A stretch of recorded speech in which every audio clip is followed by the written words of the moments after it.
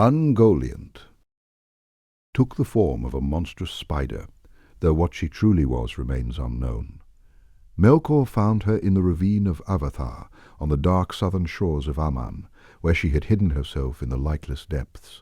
He promised her that she would have whatever she hungered for, and she agreed to join him in his assault on Valinor. Melkor came to the green mound of Iselohar, where the two trees of Valinor, Telperion and Laurelin, stood giving light to the blessed realm. He struck each tree with his great spear, and their sap bled out, darkening the ground. Ungoliant then drank the sap that poured from the wounded trees, sucking out the light that remained within them, and the two trees died. She drank again from the wells of Vada, where the light of the trees had been gathered in vats of silver and gold, and with each draught she grew larger and more terrible, swelling to a size so vast that Melkor himself grew afraid of her. When they fled northward across the wastes of Araman, carrying the stolen Silmarils and the jewels of Formenos, Ungoliant demanded that Melkor surrender the Silmarils to her as part of their bargain. Melkor refused, and she wrapped him in her webs of darkness, and his cry of anguish echoed through the mountains and was heard in the depths of Angband. The Balrogs, who had remained in Angband, heard his cry and came forth with their whips of flame. They tore through her webs of darkness and drove her away from their master, and she fled southward into the mountains. What became of her after that is not recorded. She is said to have gone into the southern lands of Middle-earth, where she mated with other creatures and produced offspring, and among those offspring was Shelob, the great spider of Cirith Ungol. Her own final fate is unknown. She may have devoured herself in her own hunger, or she may yet linger somewhere in the dark places of the world. Tolkien never states with certainty what kind of being she was, only that she was a spirit in spider form, who craved light and consumed it, and that she served no master, not even Melkor, once her hunger was awakened. Glaurung was the first of the fire drakes of Angband, bred by Morgoth in the deep pits beneath Thangorodrim. He was wingless, a great worm of fire who crawled on his belly across the earth. He first emerged in the year 260 of the First Age, while Morgoth's forces were still building their strength, and he came out into the fields of Ardgalen. At that time he was not yet fully grown, and Fingon, the son of Fingolfin, rode against him with a company of archers, and drove him back to Angband. Morgoth kept him hidden for nearly 2 centuries more, allowing him to grow to his full size and power. In the year 455 of the First Age, Morgoth unleashed the Dagor Bragolach, the Battle of Sudden Flame. Glaurung came forth as the vanguard of that assault, and rivers of fire poured from Angband across the green plain of Ardgalen, turning it into the burned and lifeless waste called Anthalblith. He led the forces of Morgoth through the passes of the Erid Wethrin, and broke the siege of Angband that the Moldor had maintained for nearly 400 years. The sons of Finarfin held the eastern passes, but Glaurung overwhelmed their defences and drove through to the lands of Dorthonion and the pass of Sirion. In the years that followed, Glaurung was sent westward to the realm of Nargothrond, where the elf king Orodrith held court in the underground fortress built by Finrod Felagund on the banks of the river Narog. Turin Turambar had come to Nargothrond and had become a captain of its forces, and under his counsel the elves built a great bridge before the gates of the fortress. Glaurung crossed the plain and came to the bridge, and the elves of Nargothrond marched out to meet him in the battle of Tumhalad. He broke their army, and Orodrith was killed, and the survivors fled back to the fortress. Glaurung came to the gates and destroyed them, and he drove the remaining elves into the innermost halls and scattered them or slew them. He gathered the treasure of Nargothrond into a great hoard and laid himself upon it in the deepest hall of the underground city. Turin had not been at the battle, and when he returned, Glaurung spoke to him from the heap of gold, using his voice and his gaze to bind Turin's will. He told Turin that his mother and sister were enslaved in Dor Lomin and suffering, and Turin abandoned Nargothrond and went eastward, leaving the survivors to their fate. Glaurung then went northward to the land of Brethil, where Turin's sister Nienor had gone in search of her brother. Glaurung cast a spell of forgettance over her so that she lost all memory of who she was, and she wandered blind and wordless through the woods. Turin found her and named her Niniel, and they lived together in Brethil without knowing they were brother and sister. Glaurung came to the ravine of Kabed and Ares, where the river Teglin ran through a narrow gorge, and he lay down to cross the ravine and reach the settlements of Brethil on the other side. Turin climbed down the ravine, and stood beneath the lip of the cliff as the dragon crawled over him, and he thrust his sword Gurthang into the soft underside of Glaurung's belly. The dragon's blood poured out over Turin, and Glaurung opened his eyes and looked at Nienor, who was standing on the cliff above, and the spell of forgettance broke, and she remembered everything. Glaurung died there at the crossing of Cabed and Ares, and Nienor, knowing that she had lived with her brother, cast herself into the ravine, and Turin fell on his own sword. Draugluin was the sire of werewolves, the first and greatest of the wolves that Sauron bred in the fortress of Tolin Gauroth, the Isle of Werewolves, on the river Sirion. Sauron had taken the tower of Finrod Felagund on that island, and made it his stronghold, filling it with wolves and werewolves and other servants of darkness. Draugluin was the chief wolf of that place, a dread beast, larger and older than any other werewolf in Sauron's service. When Beren and Finrod came to the island seeking a Silmaril from Morgoth's crown, Sauron sent Draugluin against them. The hound Hwyan, who had accompanied Beren and Luthien on their quest, met Draugluin in combat at the gates of the tower. Draugluin fought Hwyan, but the hound was a creature of the Valar, and no wolf could withstand him. Draugluin in combat at the gates of the tower. Draugluin fought Hwyan, but the hound was a creature of the Valar, and no wolf could withstand him. Draugluin was mortally wounded and fled back to Sauron, dying at his feet, and with his last breath he told Sauron that Hwyan was there.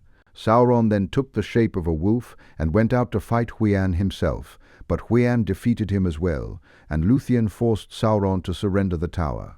After Sauron fled, Luthien and Beren used the skin of Draugluin as a disguise.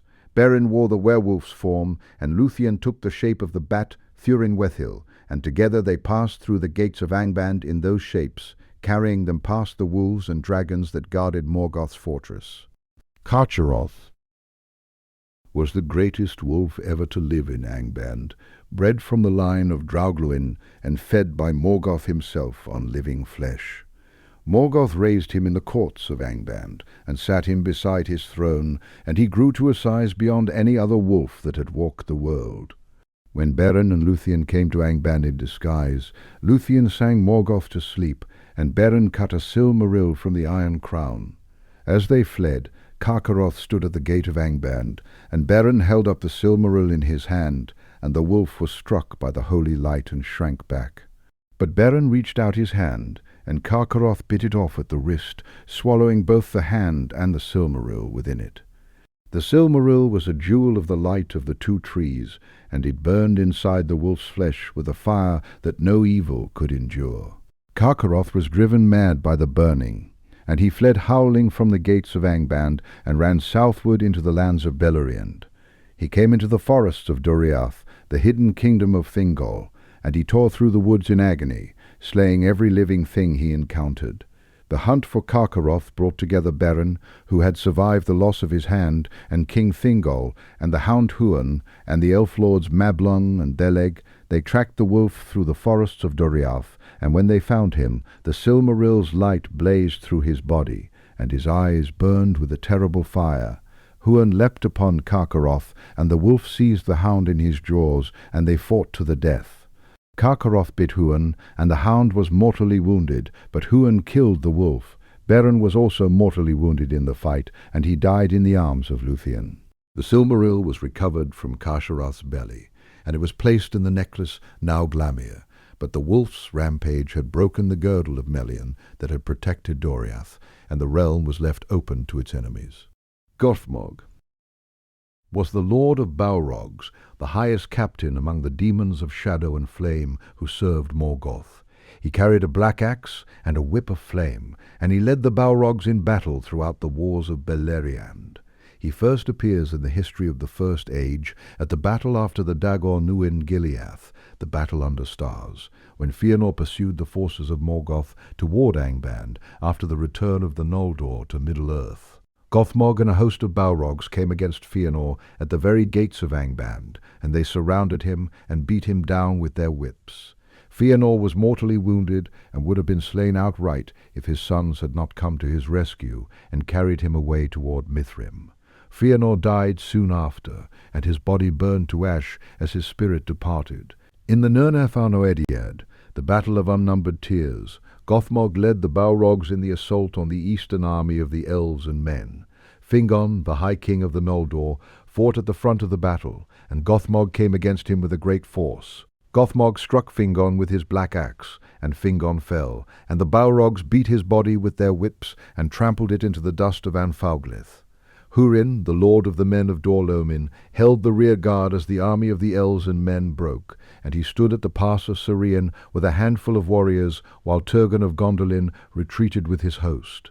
Gothmog's forces surrounded Húrin and slew all his companions, and they took Húrin alive at Morgoth's command, and carried him to Angband, where Morgoth chained him to a chair on the peak of Thangorodrim, and left him to watch the slow ruin of his people. Gothmog's final battle came during the fall of Gondolin, when Morgoth sent a great army of Balrogs, dragons, and orcs against the hidden city. Tuor, the lord of Gondolin, fought in the square of the king, and Ecthelion of the Fountain, captain of the guard of the fountain, met Gothmog in single combat. Ecthelion fought with a sword and used the spike on his helm as a weapon, and Gothmog fought with his axe and whip. They killed each other in the fountain of the king's square, and Ecthelion's body and Gothmog's fell together into the water.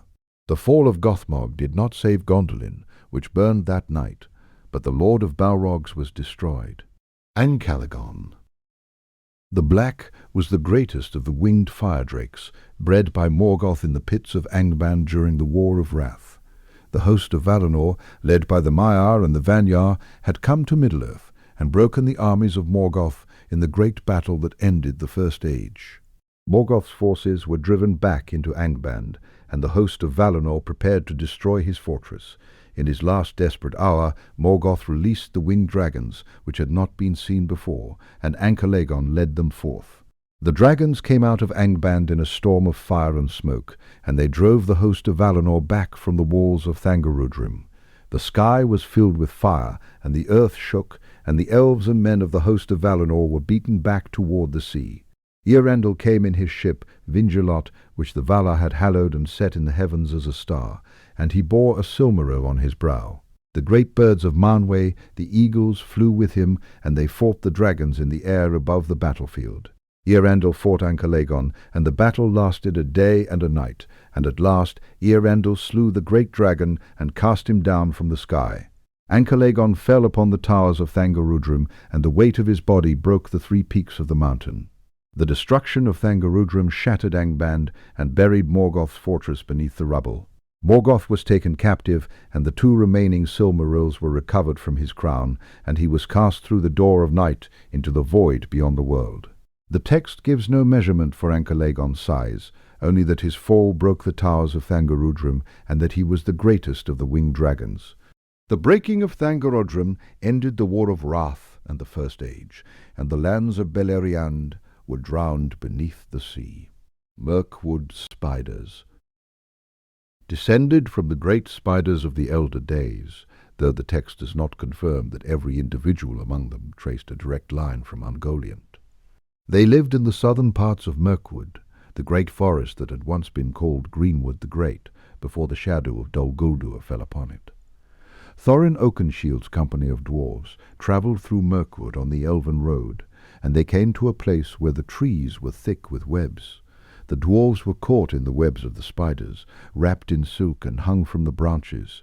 Bilbo Baggins, wearing the ring, moved unseen among the spiders, and used his sword sting to cut the dwarves free.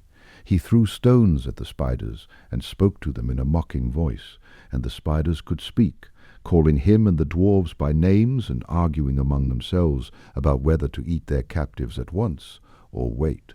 Bilbo led the spiders away from the dwarves, and then returned to cut them down one by one.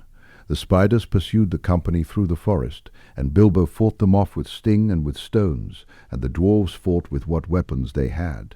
The spiders were driven back, but the company was soon after captured by the elves of Thranduil's realm, who found them wandering in the forest. Smaug came out of the north in the year 2770 of the Third Age, a great fire drake who had grown vast on the gold and treasure of the kingdoms he had destroyed. He came to the lonely mountain Erebor, where the dwarves of Durin's line had built their greatest halls and gathered their wealth. Smaug attacked Erebor and the town of Dale that lay before its gates, and he drove the dwarves out and killed or scattered the men of Dale. He took the mountain for his own and lay upon the hoard of gold and jewels in the great hall of Thror, and he slept there for nearly 200 years. Thorin Oakenshield came to Erebor with a company of dwarves and a hobbit named Bilbo Baggins, seeking to reclaim the mountain and its treasure. Bilbo entered the mountain through a secret door and found Smaug asleep on the gold. He took a golden cup and carried it out, and when Smaug woke and found the cup missing, he flew into a rage and came out of the mountain and attacked the company on the mountainside. Bilbo returned to the hall and spoke with Smaug, and the dragon talked with him, for Smaug was intelligent and cunning, and could speak the common speech. Bilbo flattered Smaug and examined him, and he saw that the dragon's scales were like armor over most of his body, but there was a bare patch on the underside of his left breast, where a scale had been knocked loose and the flesh was exposed. Smaug flew out to Lake Town called Esgaroth to destroy the settlement of men that had helped the dwarves. Bard the bowman, a descendant of the lords of Dale, stood on the roof of the town hall and fired at the dragon with his bow. A thrush had heard Bilbo describe the bare patch and spoke to Bard in the language of birds, and Bard loosed his black arrow, an heirloom of his house, and struck Smaug in the exposed spot. The arrow pierced the dragon's heart, and Smaug fell from the sky and crashed onto Lake Town, and the waters of the long lake boiled around his body. The destruction of Lake Town drove its people into hardship and set the terms for the dispute over the treasure of Erebor, and the men of Lake Town and the elves of Mirkwood marched to the mountain to claim a share of the hoard, and the battle of 5 armies followed. Wargs were evil wolves that could speak, and they were allied with the goblins of the Misty Mountains. Thorin's company encountered a pack of wargs in the foothills east of the Misty Mountains, and the wargs gathered in a clearing and held a meeting. The goblins were late to arrive, and the wargs grew restless, and Bilbo and the dwarves climbed into trees to escape them. The wargs could speak, and they discussed how to reach the trees and pull the company down. The goblins arrived and set fire to the trees, and the company was trapped on the burning branches until the eagles of Manwë came and carried them away. The wargs and goblins fought together at the Battle of 5 Armies, where they served as mounts for the goblin cavalry. In the Third Age, wargs appeared again in the region of Hollin, where a pack attacked the Fellowship of the Ring as they travelled south from Rivendell toward Moria. The Fellowship fought them off with arrows and fire, and the wargs fled, but their origin is uncertain. Tolkien does not state whether they were beasts corrupted by Morgoth or spirits in wolf form, only that they were evil and could speak, and that they served the powers of darkness. Giorin's Bane was a Balrog, one of the Maiar who had joined Morgoth in the First Age and survived the War of Wrath. It had fled from the fall of Angband and hidden itself in the roots of the Misty Mountains beneath the range of Celebdil, Caradhras, and Fanuit Hole, where the dwarves of Khazad-dûm had built their great city. In the year 1980 of the Third Age, the dwarves of Khazad-dûm, seeking for Mithril, dug deep beneath the mountain and broke through to a chamber where the Balrog had lain hidden for thousands of years. The Balrog rose and killed Durin VI, the king of Khazad-dûm, and the next year it killed his son Nai. The dwarves abandoned Khazad-dûm and fled, and the city became known as Moria, the Black Chasm. The Balrog remained in the deep places of the mountain for over 1,000 years, and the elves of Lothlorien and the elves of Rivendell both knew that something terrible dwelt in the dark beneath Caradhras. When the Fellowship of the Ring entered Moria in the year 3019, they reached the chamber of Mazarbul, where the Balrog came against them. Gandalf faced it at the door of the chamber and held it back with a spell of closing, but the Balrog countered the spell, and the door shattered, and the roof of the chamber collapsed. The Fellowship fled through the holes of Moria toward the bridge of Khazad-dûm, the narrow stone bridge that spanned the abyss at the east gate. The Balrog came behind them, a figure of shadow and flame, and it reached the bridge as the Fellowship crossed. Gandalf stood on the bridge and broke the staff of the Balrog with his own staff, and the bridge cracked beneath the Balrog's feet, and it fell into the abyss. But the Balrog caught Gandalf with its whip of flame and dragged him down, and they fell together into the deep water beneath the mountain. Gandalf pursued the Balrog through the tunnels and passages under the roots of the mountain, and they fought in the depths for 7 days. They climbed the endless stair, which had been built by the dwarves in the earliest days of Khazad-dûm, and came out on the peak of Celebdil, called Ziraxigil in the Elvish tongue. There they fought on the mountain top, and Gandalf slew the Balrog and cast it down from the peak, and the Balrog broke the mountainside as it fell. Gandalf himself died from the battle, and was brought back by a power beyond Middle-earth, sent back to complete his task as Gandalf the White. The text does not confirm that the Balrog had physical wings, only that the shadow around it was shaped like wings, and it does not describe it with horns or a tail. Watcher. In the water was the name given to the creature that dwelt in the dark pool outside the west gate of Moria, where the Siranan, the gate stream, had been dammed to form a lake. When the Fellowship of the Ring came to the west gate, Frodo Baggins stepped onto the shore of the lake, and a long, pale green tentacle came out of the water and seized him by the foot. The tentacle was luminous and had fingers at its end, and it wrapped around Frodo's ankle and dragged him toward the water. Sam Gamgee cut the tentacle with his sword, and Frodo was freed, but 20 more arms came out of the pool and reached toward the shore. The Fellowship fled through the west gate of Moria, and the tentacles seized the doors and pulled them shut, and the great stone doors were broken, and the entrance was sealed. Gandalf had examined the pool before the attack and had warned the company not to disturb the water, but he did not identify the creature. The text describes only tentacles and arms, and does not reveal what body lay beneath the water. The Watcher trapped the Fellowship inside Moria, forcing them to travel through the entire length of the underground city to reach the East Gate, and it was in that passage that they encountered Durin's Bane. Shelob was the last child of Ungoliant, and she had lived in the mountains of Mordor for thousands of years before Sauron came to that land.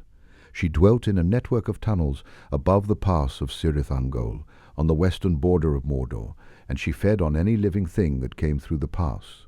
Sauron knew of her presence and tolerated her, for she served as a guard on the pass, but she was not his servant, and did not answer to him. She hunted for herself, and ate for herself, and Sauron sent prisoners to her when it suited him, but she owed no allegiance to any power.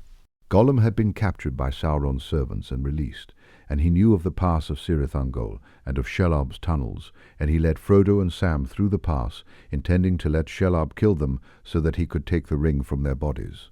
Frodo entered the tunnels and was attacked by Shelob, who stung him in the neck and wrapped him in her webs. Sam, who had been separated from Frodo by Gollum's trickery, found Frodo's body and took the phial of Galadriel, which contained the light of the star of Eärendil, and held it up against Shelob.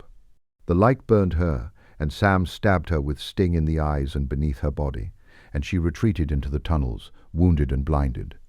The text does not state that she died, only that she crawled away into the dark. Sam took the ring from Frodo, believing him dead, and the orcs of Cirith Ungol came and carried Frodo's body to their tower, and Sam followed.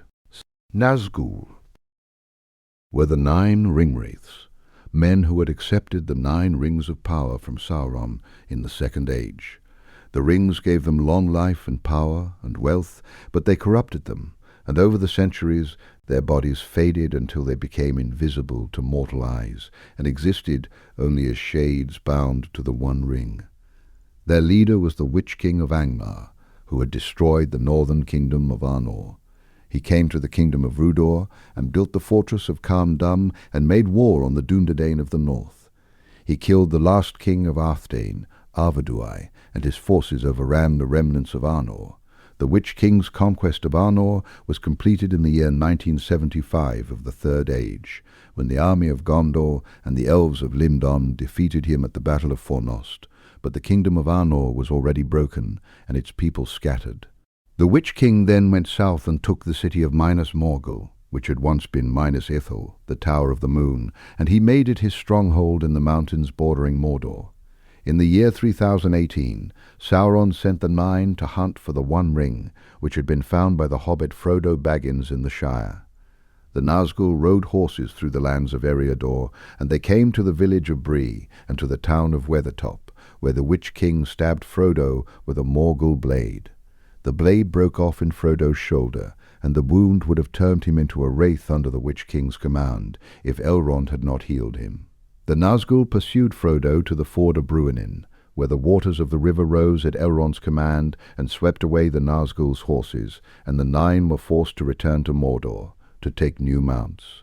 The Wallace of the river rose at Elrond's command and swept away the Nazgul's horses, and the nine were forced to return to Mordor to take new mounts. They returned on fell beasts, flying creatures that were not dragons, but winged reptilian things bred in the dark places of Mordor. The Witch King led the army of Minas Morgul against the city of Minas Tirith during the siege of Gondor. He broke the gates of the city with a battering ram, and he entered the first circle of the city, and the defenders fled before him, for the fear that the Nazgul carried was a weapon in itself, and the black breath, the sickness that came from their presence, had already weakened the defenders of Gondor. Gandalf the White stood against the Witch King at the gate, and the cock crowed, and the horns of Rohan sounded in the dawn. The Rohirrim came to the Pelennor fields, and the Witch King mounted his fell beast and descended upon them. He killed King Theoden of Rohan, crushing his horse and driving the king to the ground.